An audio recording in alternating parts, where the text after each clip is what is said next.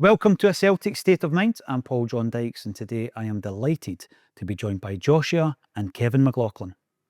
Welcome to A Celtic State of Mind, Joshua. You are a viral sensation.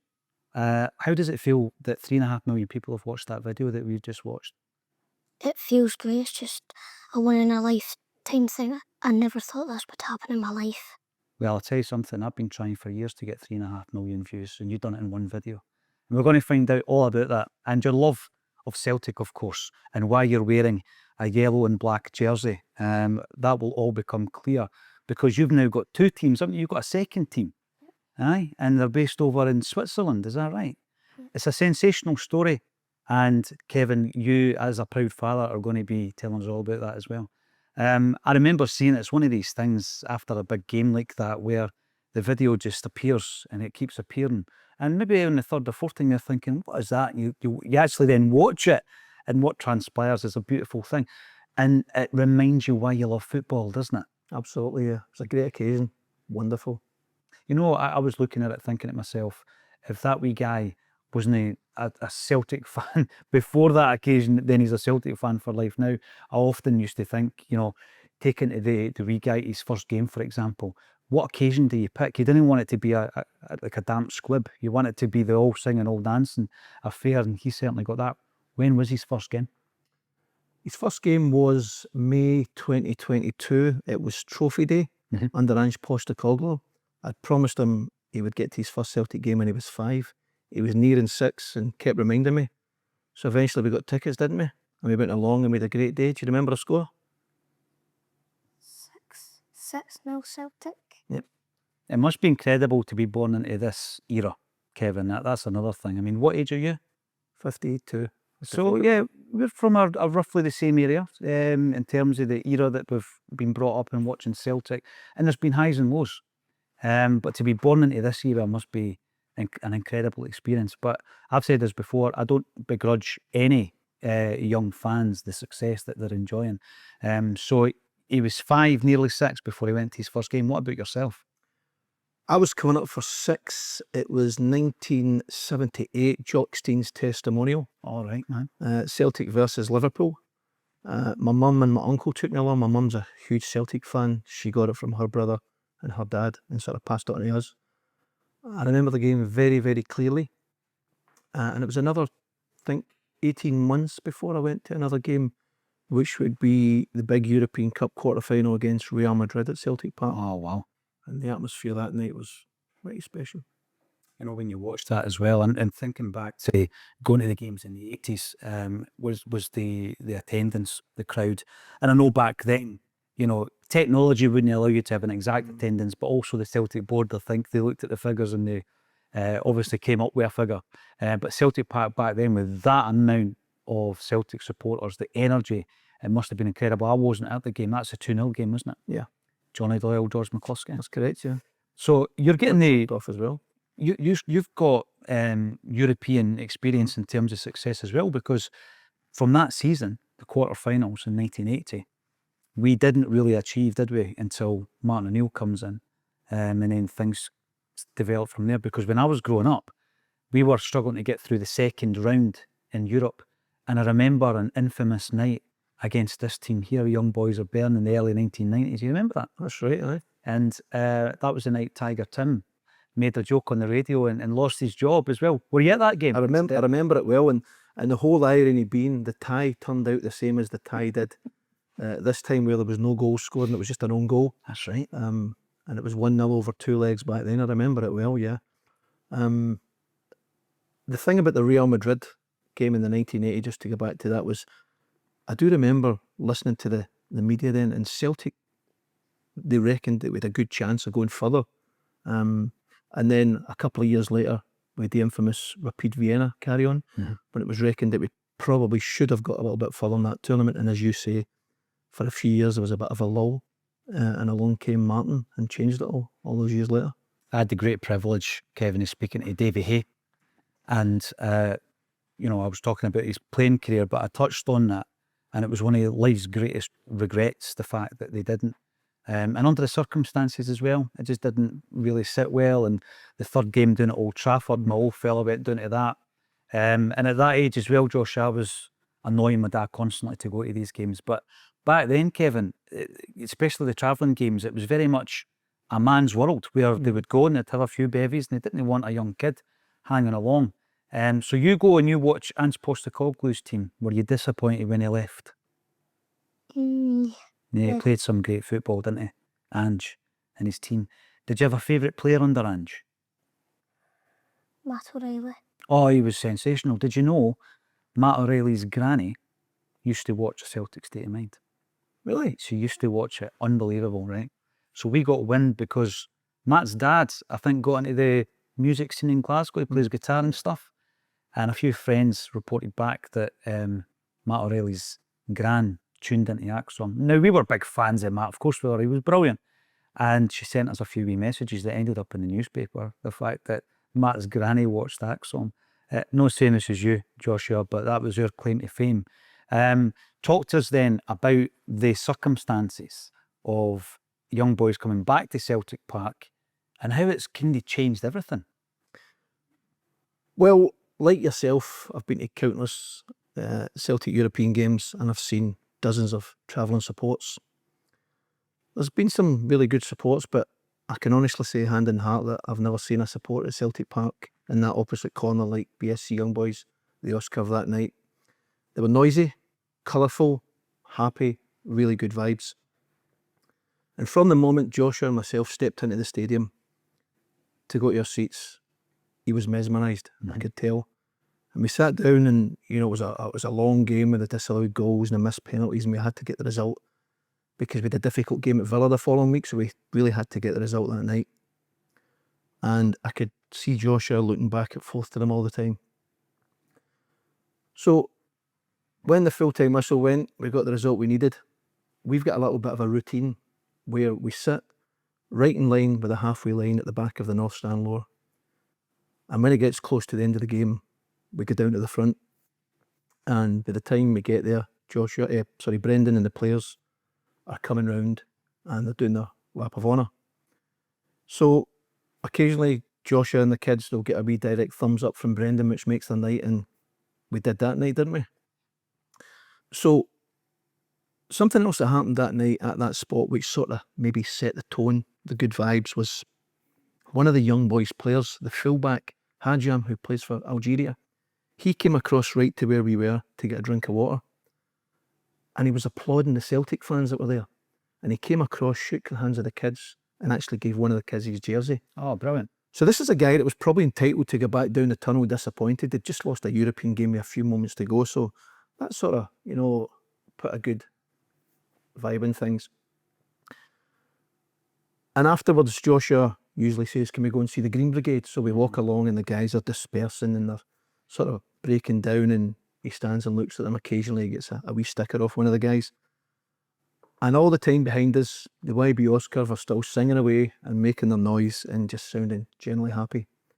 So as you can imagine, at this stage, the ground's starting to empty, really. And Joshua said to me, can we go across to see the BSC Young Boys fans? And I actually thought for a minute, it's quite cold, can we not go home? Imagine I'd said no.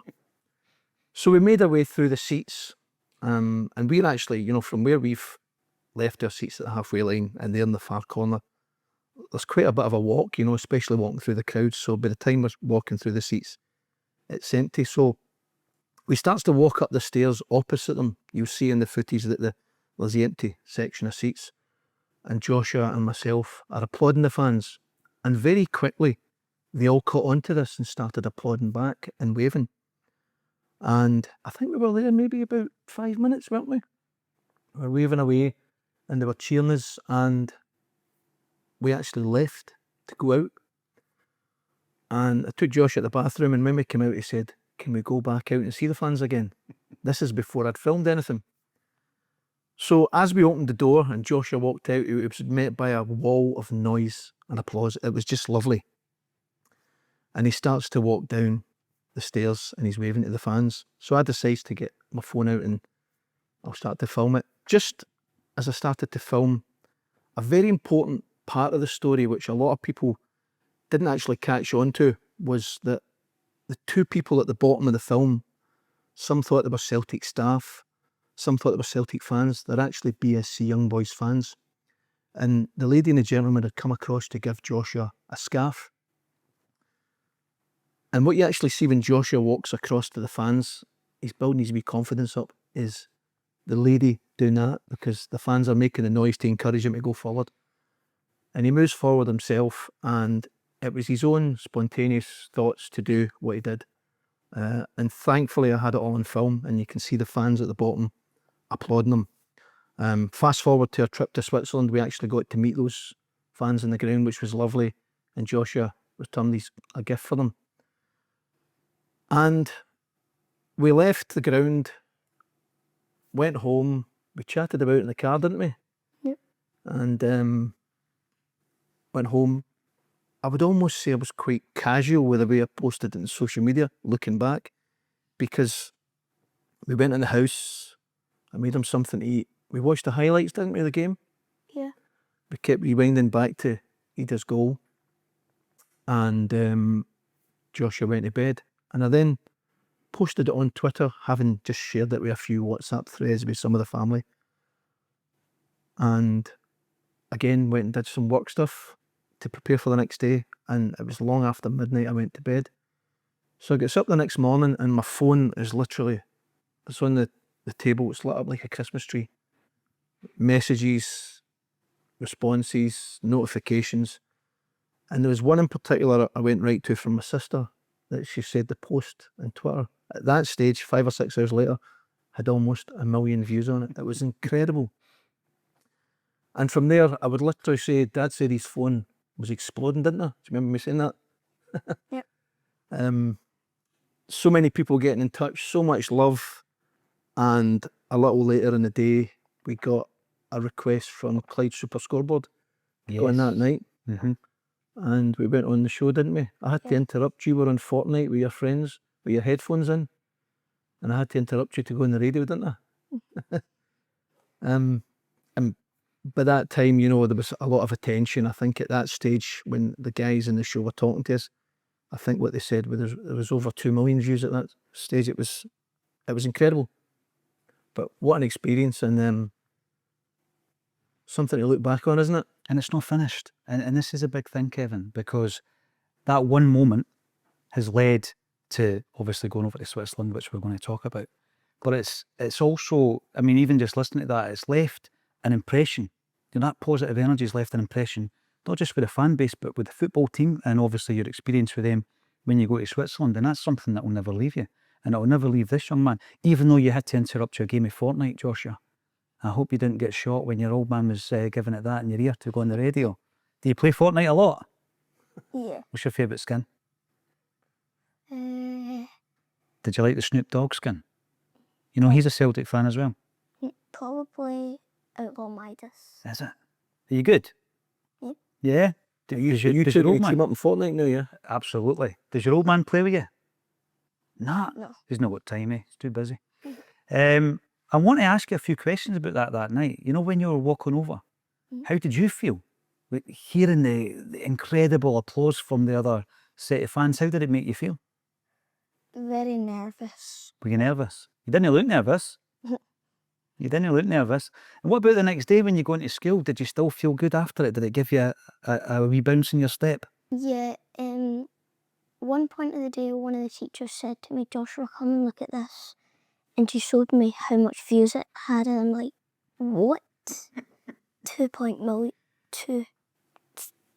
million something. That's sensational, eh? 2 million people, and it's now up to 3.5. And then there'll be more when it's getting shared elsewhere and everything else. It's incredible. But what I love about football, because modern football, there's a lot that's wrong with it, Kevin. And, you know, being a kind of old school fan, like us two, where, you know, we look back sometimes on an era where things maybe weren't as comfortable going to watch the football, but you loved it. You absolutely loved the old school football, and it's lost a bit of its soul. I wouldn't say Celtic, but modern football's lost a bit of its soul.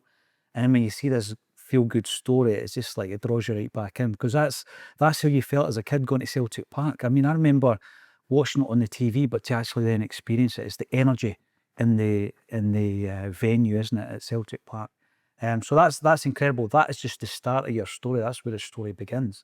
So the night as well, and I was watching back your interview on Clyde, and it reminded me, because on Acsom, Kevin, it's almost as if, right, you then focus on the next game.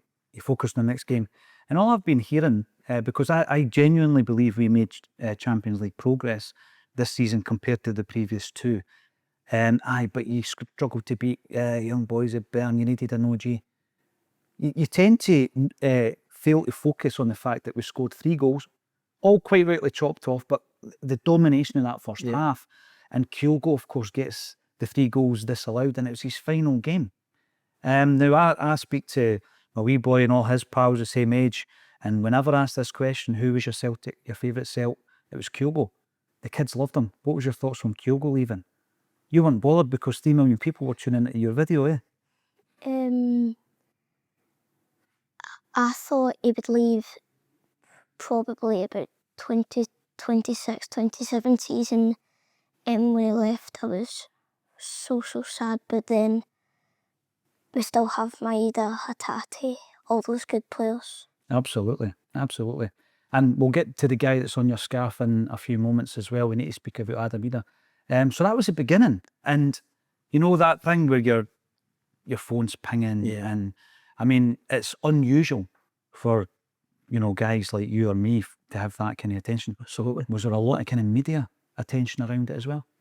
Yeah, there was the guys that got in touch for Clyde. There was also a lad that got in touch from the Evening Times, a fella, Robbie Henratty, who wrote... Oh, good lad, Robbie. I know Robbie. He wrote a good piece on it. And Aberdeen fan.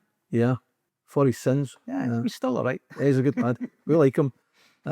So he got in touch. He did a really good piece on it.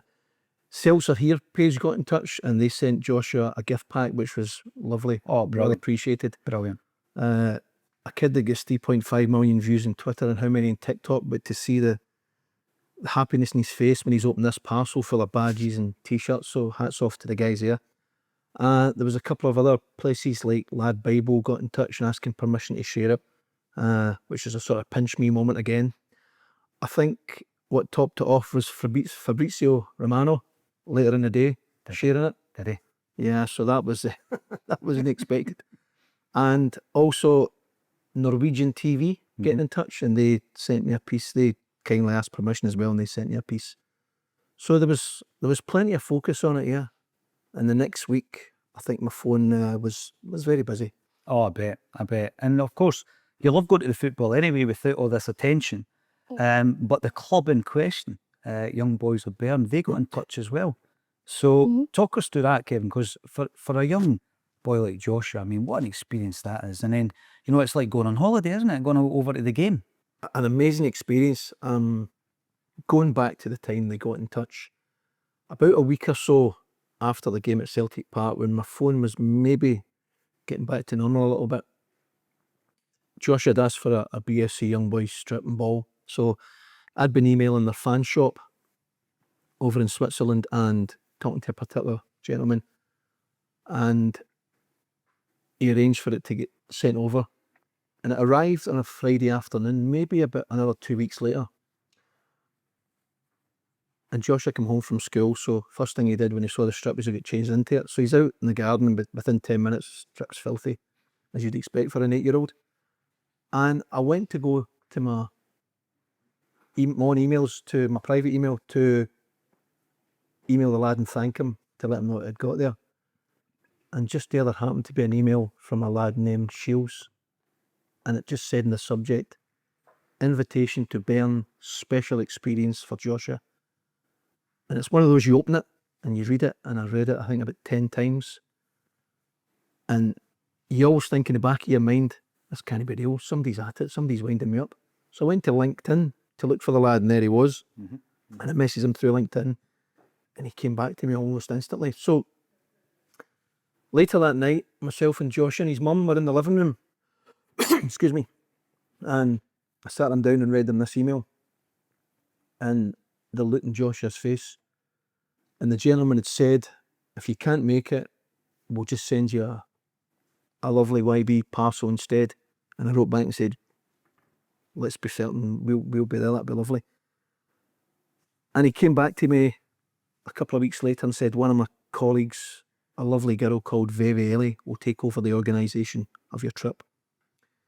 So she got in touch, suggested flights, hotels, all the rest of it. And we made arrangements to fly over on the Friday morning from Edinburgh. The club had set out an itinerary for us, so on match day we knew exactly where to be and at what time. And we went to the stadium on the Friday night, didn't we, the night before the game? We just went to familiarise myself with things, and we found it to be different from Celtic Park, but in its own way special. And out in the open was a little area for the kids playing football. And do you want to tell Paul John who you met there? So there was 2 people in playing. They invited us in to play as well, and then there was a wee boy in there as well, so I played against him. His name's Jonas, and now him and his dad are looking to come to a game in Glasgow now. That, you know what, right? See, just that experience and how football can bring people together. We talk about community all the time, don't we? You know, being a part of a community when you're a Celtic supporter. But football is the universal language, you know, and there's a friendship starting. Absolutely, and the friendships have built from there. The lads, I mean, we went to the stadium that night. It was maybe late afternoon, and I think we were there for about maybe 3-4 hours with the kids playing football.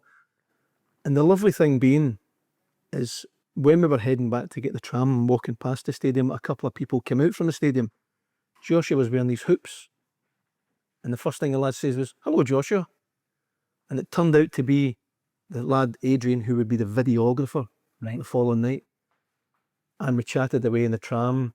We went into Bern, and there was people waving to you across the street, wasn't there? Saying hi to you in the street, asking you for selfies, wasn't there? Nobody asked my dad for selfies though. No one asked your dad for a selfie. Yeah, nobody wanted to know me. It was all about Joshua. I'll get a selfie with him after this so that he's not feeling left out, right? I mean, how do you feel when you're getting that kind of attention, Joshua? Because, you know, you're just this kid that you're getting on with your school, you're playing with your pals and playing at Fortnite. All of a sudden, people want to come and speak to you. You're quite comfortable with that. Yeah. You're taking it in your stride, aren't you? Absolutely. And what about the day, the experience itself? Because, I mean, there's an experience the night before the big one. Yep. You know, and going in there. What kind of vibe did that club have then? It seems very much like family focused, community orientated. You've absolutely nailed it. That's what I would have said. It was just, you know, the club seemed to be very, very close to the fans. The stadium is right in sort of in the middle of the city. Everybody who walks around seems to be wearing black and yellow, you know. And it's a bit like on the day, you know, it's spot the person who isn't wearing the YB shirt, you know, it's really, there just seemed to be a lot of love around the club.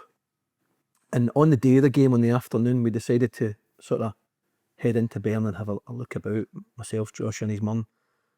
And then there was a lady at the YB shop, wasn't there? She said, "Is that Joshua?" And it turned out to be a lady who'd been in Glasgow at the game and didn't know we were actually coming across, and who spotted his hoops and got a picture. She then took us to the Rosengarten, one of the sort of scenic parts of the city, insisted on buying us lunch while Joshua ran about playing football.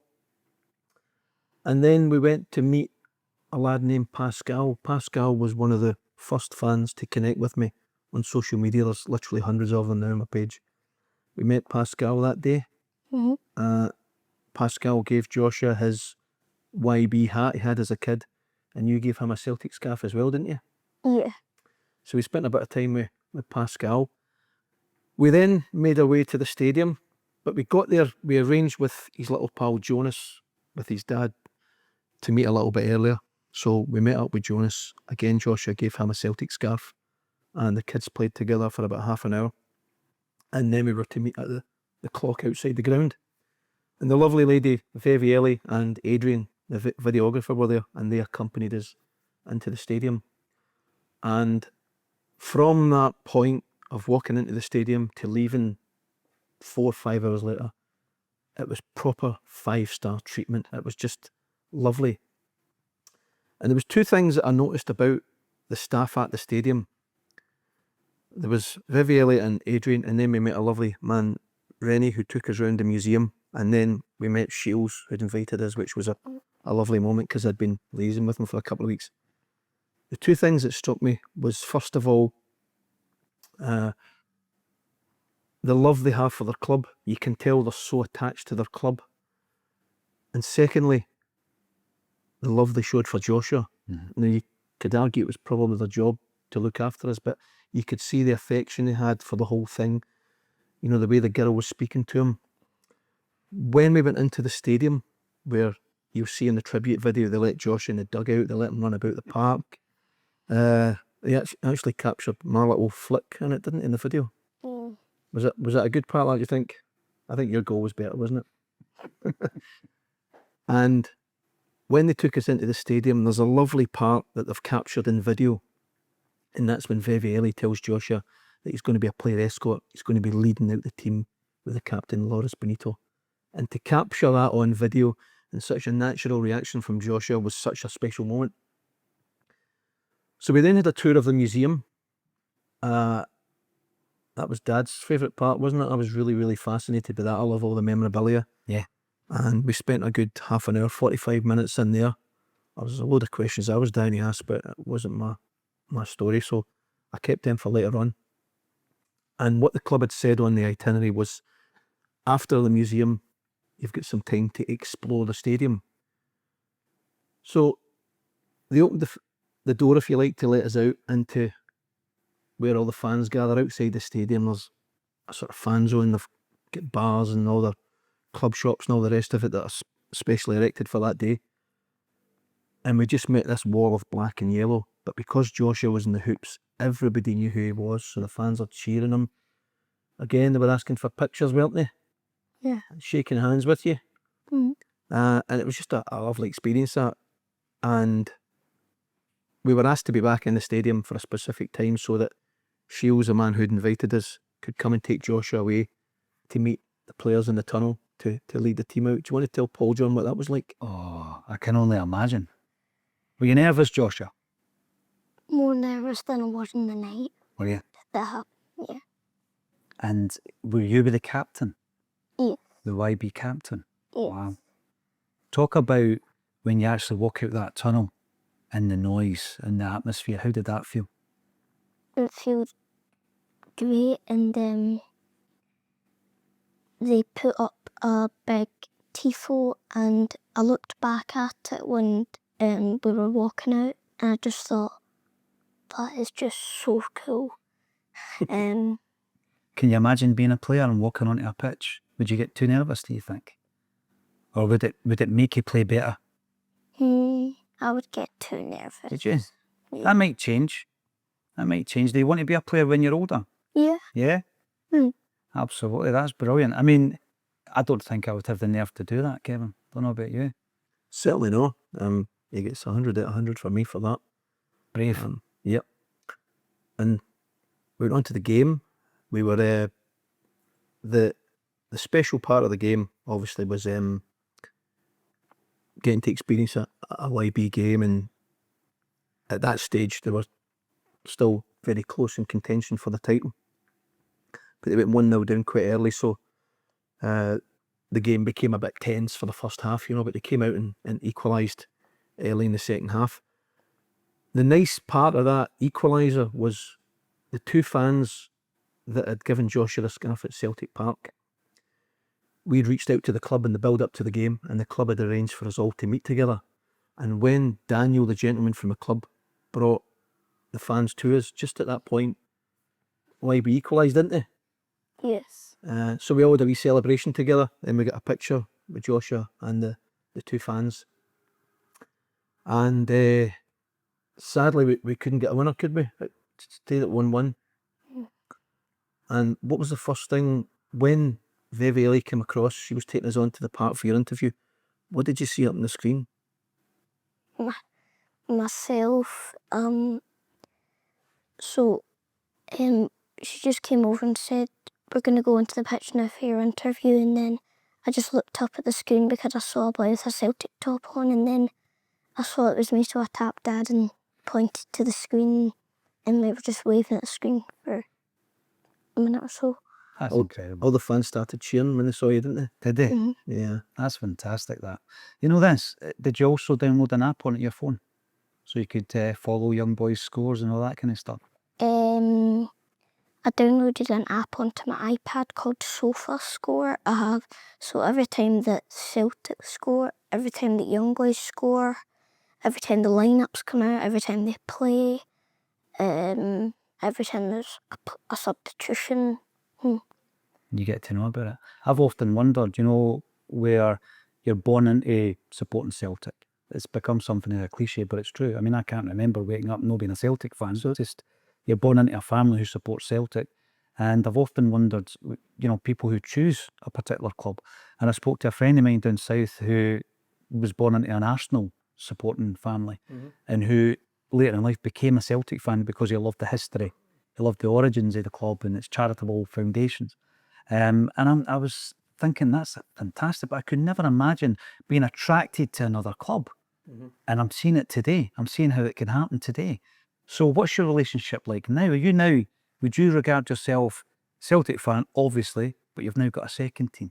Without a shadow of a doubt. Yeah. I think that'll always be there. There's, you know, when we've made friends all the way along from the build up to the game, from that night. And what had happened is when I'd gone to social media to tell everybody we were going to Switzerland, I knew the fans would love the story here, and I put it out there. The Celtic Supporters Club in Switzerland got in touch, Right. and we met up on the Sunday, the day after the game, and went a little walk around the town. Well, Josh and his mum, I think you'd went. I think that Josh and his mum went for some chocolate or something. So I was walking around the town with the guys, and then we went to watch the St Johnstone game together that day. Mhm. And I'm connected with all those guys on social media, connected with loads of fans. But the story keeps on growing. Since then, we've been on the Facebook site regularly. A couple of weeks ago, Joshua asked for my phone to make a comment when YB lost the game in the cup. And he wrote, "I'm sad we lost tonight." And from that, we built a friendship with some more people over there, didn't we? And you're now chatting to some friends on WhatsApp over there, aren't you? Do Yeah. you want to tell Paul John? After I wrote the message after they lost, there was a boy called Julianos who texted me and said, "Joshua, thank you for your message tonight." And then he goes to this group called Burn Bears 24 and he added me to the WhatsApp group, so I've been chatting to them and everything. It's incredible how, because of modern technology, you're able to do this. It really is. From that moment, which was just a natural thing, an authentic video, capturing your wee boy enjoying himself, to where we are now. And now you've got this new friendship. But I keep going back to this. I think kudos to the club. Kudos to Young Boys. Unbelievable the way that they've not latched onto it for their own purposes. They've done it because it's the right thing to do. And they've got at least two fans for life. Yeah, there's a lot of people as well in the social media posted that, you know, they're Young Boys fans as well now. The people that reached out to us at the club, it's like I say about the love they had for their club. And when we met them, you know, just lovely, lovely people with a real care for Joshua's story, with a real care and concern for their own club as well, really immersed in their club. And as I say, you know, you could tell the connection, the community connection with the fans to the club. The nice thing is the club, in particular the gentlemen we dealt with, have urged us to keep in touch, you know. Don't be a stranger, the door's always open here. And I think part 3 now has to be, you know, down to me. First of all, Joshua and the YB Oscar have connected on that night and became friends at Celtic Park, and I can't speak highly enough of the way the fans and Joshua embraced each other. Mhm. Secondly, the club reaching out to us on behalf of themselves and the fans and inviting us over. For me, as Joshua's dad, there's too much love and emotion for us there for me not to try and keep that connection alive. Most years, towards the back end of the year, myself and some friends, we usually go away on a trip. Sometimes it works out to be a Champions League trip. In the last few years, it's been RB Leipzig, Atletico Madrid. Last year, we all went to Lisbon to the stadium. Mhm. And a lot of the guys have suggested the idea to me, why don't we go to Bern this time? Joshua's birthday's around the middle of September, so what we'll do is we'll wait till all the fixtures come out for the Scottish League and the Swiss League, and we'll try and sync a fixture where one day YB play and the next day Celtic play, and we can watch it with the Switzerland Celtic Supporters Club, or vice versa. And we'll all try and get it together, whether it's September, October, and go across. This time we'll try and meet with more fans, meet with the fans we've connected with, hopefully see the people at the club again in some way, shape or form. But they've urged me to keep in touch and said, you know, the door's always open, so I'll reach out to them to see if I can buy tickets for any particular fixture. But Joshua's 9 in September. A few years down the line, his tastes in life might be different, but right now I feel it's almost my prerogative as his dad to try and keep that love and that connection between Joshua and that club alive, and hopefully a friendship between Celtic and the club in some way, shape or form as well. Oh, without a doubt. You know, we've seen how Celtic can impact fans or players of other clubs, and now we're seeing how it can happen the other way around as well.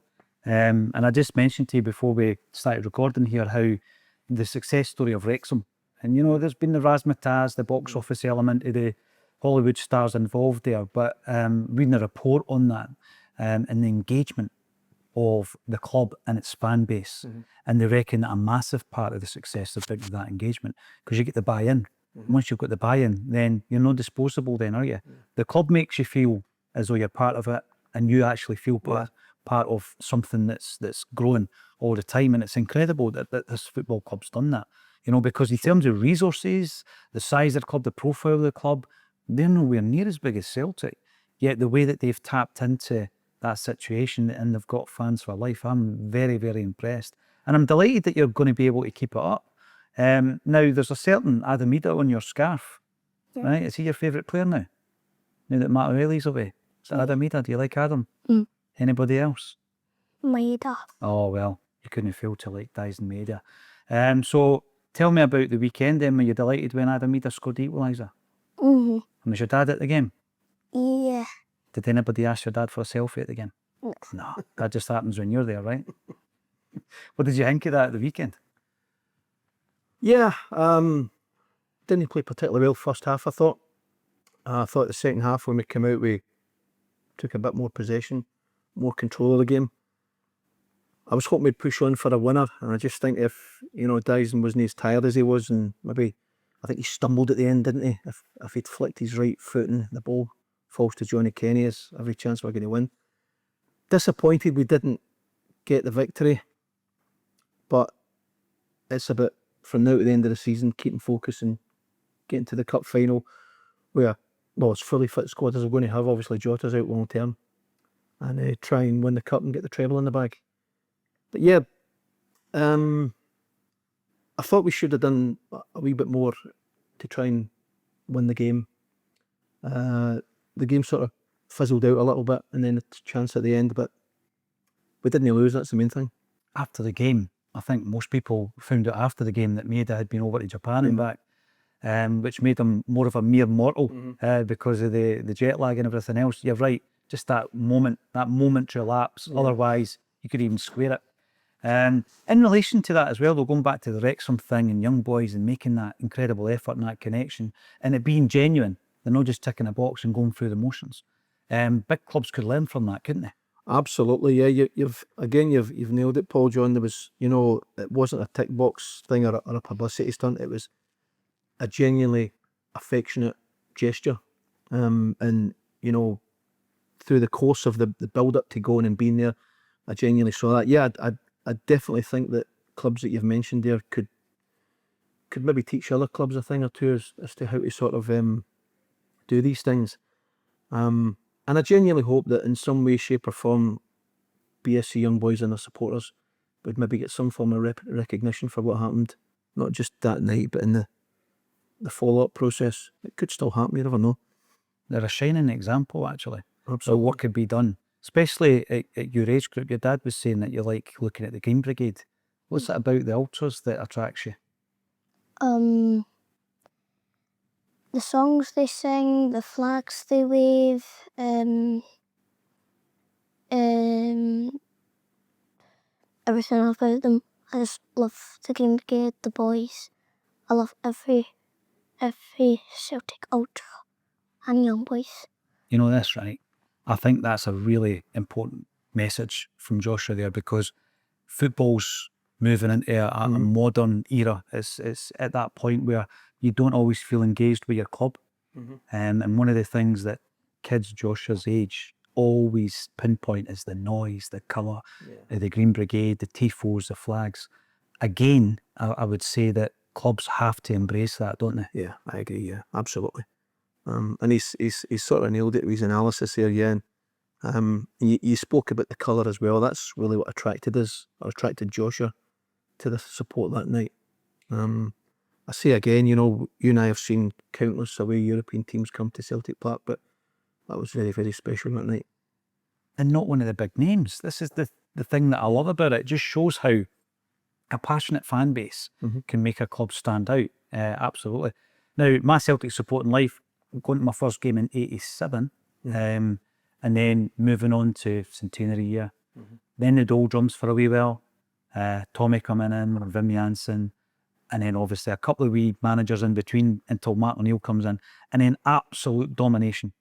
I mean, there's been a season here or there a couple of times, but absolute domination for the last 25 years. But what I like to ask Celtic fans when they're on, Kevin, is where do we go from here as a football club? What do we do next? I think you're right. We need to continue the domestic domination. That's where we deserve to be, at the top of Scottish football. But I'd like to see us take a further step in European football as well. We got to the last 16 playoff. We were very unlucky in the end against Bayern Munich. But we've shown we can compete with the best. You know, when RB Leipzig came to Celtic Park, they were second top or third top of Bundesliga, and we won the game in the end quite comfortably. We went to Aston Villa and we gave a really good account of ourselves. Despite the fact we lost in the end, it can't be forgotten how well we played that night. So for me, the next step is to try and get a little bit further in Europe. We need investment in the team, obviously. I think, the positions that we need to invest in are fairly well documented. There's someone else up front, possibly another centre-half, someone on the left. There are a lot of really good positive signs about the team. I think we've got a first-class manager. So we need to take advantage of all those good points and try and get a little bit further in Europe. I think next season, providing we get through the playoffs and qualify for the Champions League, I'd like to see us get a little bit further.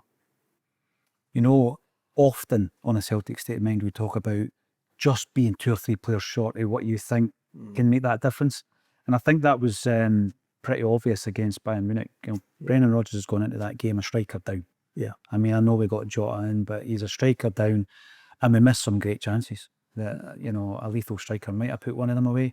Yeah. And we almost got there.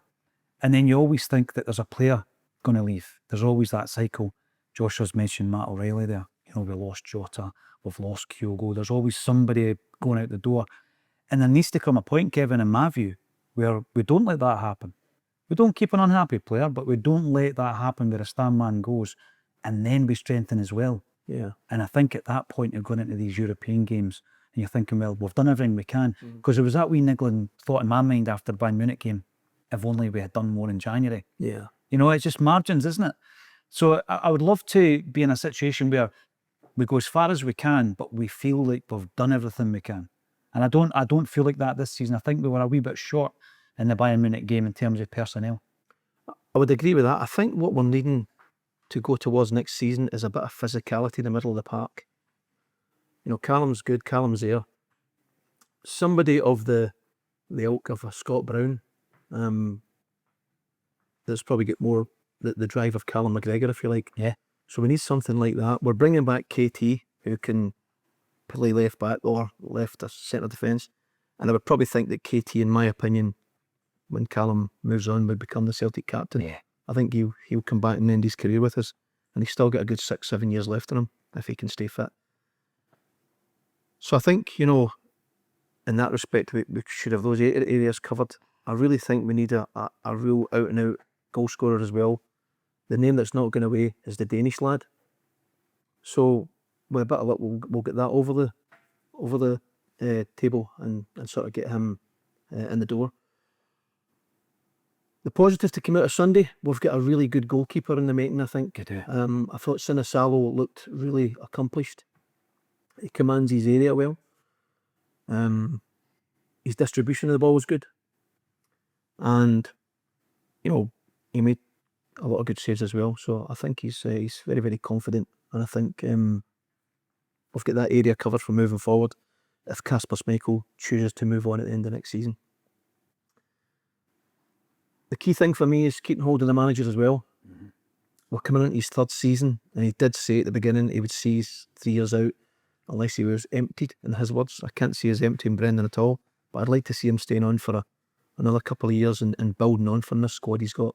Because if we're going to lose the likes of the Hitatis in the summer and we're going to replace him with his choice of player, I'd like to see him see that through. That would be my plan. Yeah. I'd love to see that. Now, a Celtic State of Mind have been going for 8 years, Joshua, as long as you've been around, right? And you've got your own channel on YouTube. So tell us a wee bit about that. What's on your channel so we can all go out and subscribe? On the channel is everything that's happened since the game in January. It's the day at the boardroom at Celtic Park.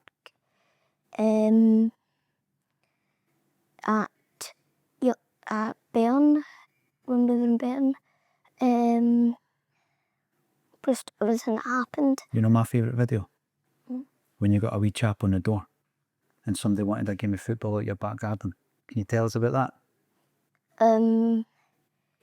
So my dad's friend lives next to a Celtic player, Greg Taylor, and they arranged for me and my dad to go over, and then he would chap the door, and then we asked if I can have a game of football against him, and I nutmegged him. That was brilliant, by the way. I loved that. Greg Taylor seems like a right good guy. He's a lovely lad. Josh, I can't remember, had I told you that you were going to meet Greg Taylor, or was it a surprise when you opened the door? I think it was, wasn't it? Yeah. I'm sure my age there. And he had number 3 on his back. I used to be a left back. Not as good as you. Not as good as Greg Taylor. That was fantastic. I loved seeing that. And he was genuinely engaged with Josh. Absolutely, absolutely. He was a lovely lad.